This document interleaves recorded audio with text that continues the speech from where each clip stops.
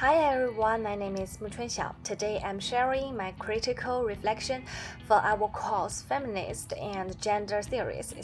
I choose to talk about intersectionality not just as a theory but as a way of understanding why gender inequality looks so different for different groups of women, especially in 2025. Section 1. Why I choose this topic? My interest in intersectionality grew when I followed a major policy discussion happening across Europe in 2025. The EU Pay Transparency Directive had already been adopted in 2023, but 2025 and 2026 became the critical years when member states had to turn the directive into their nation laws, with a final deadline of June 7, 2026. As countries began preparing for implementation, public debates intensified. Would the directive actually reduce the gender pay gap? And more importantly, would all women benefit equally?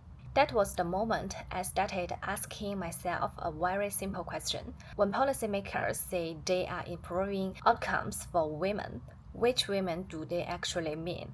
This question is what led me to return to the concept of intersectionality. Section 2. Not all women benefit equally. During the 2025 discussions, one pattern kept appearing in reports and analysis. Migrant women and women of color still experience the largest wage gaps in Europe. Even as the directive moves toward national implementation, their salaries remain lower because of overlapping structural issues. Racial discrimination, unstable employment contracts, language barriers, and limited access to childcare and social support. The more I read, the clearer it became. Gender inequality never exists in isolation. It is always shaped by race, class, citizenship, and the kind of work women are pushed into.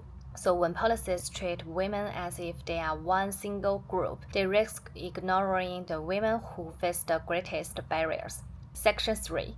Theoretical Framework, Intersectionality. This is where the theory of intersectionality becomes essential. The term was introduced by legal scholar Kimberly Crenshaw in 1989. She argued that people don't experience discrimination one identity at a time. Instead, gender, race, class, sexuality, disability, and citizenship all interact to shape our daily lives. Crenshaw used the example of black women who were marginalized twice, excluded by feminist movements centered on white women, and overlooked by anti-racist movements centered on black men. Her message is simple but powerful.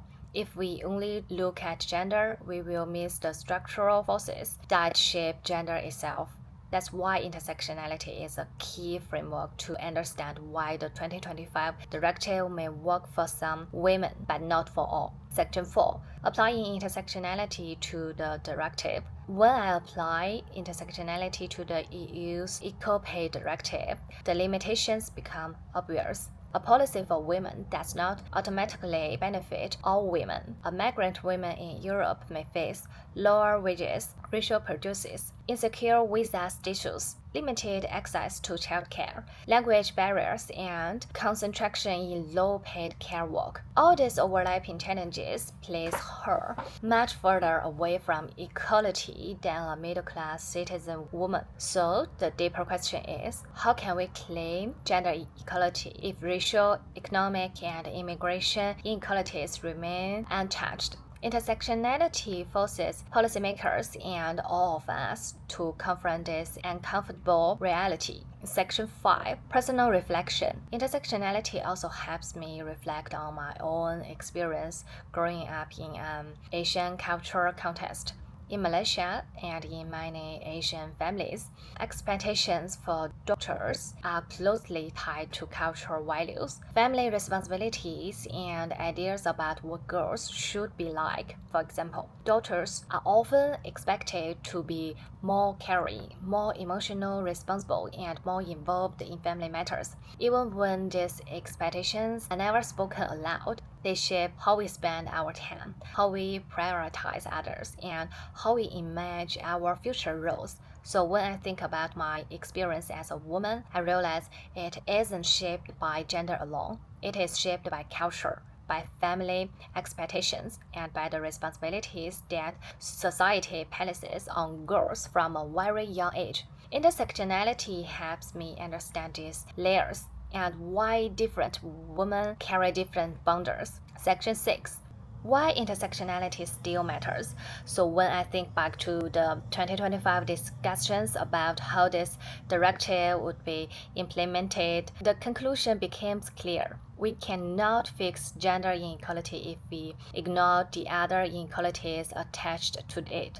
Intersectionality helps us understand why different women face different barriers and why policies must be designed with these differences in mind. It is not just an academic theory, it is a necessary lens if we want real justice. Section 7. Conclusion.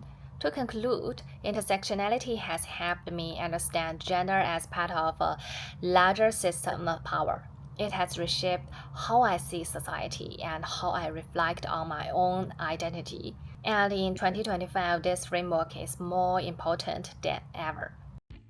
Thank you for your listening.